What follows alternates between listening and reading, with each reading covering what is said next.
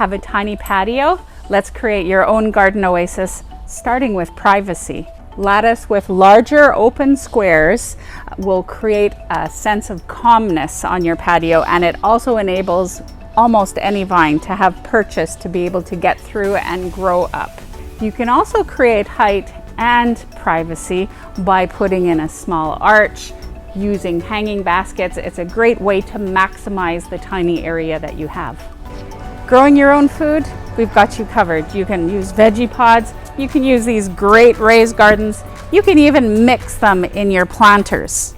Speaking of planters, go big. Rather than having a lot of little planters, big planters, combine the plantings, bolder, maximize your space, and a more oomph.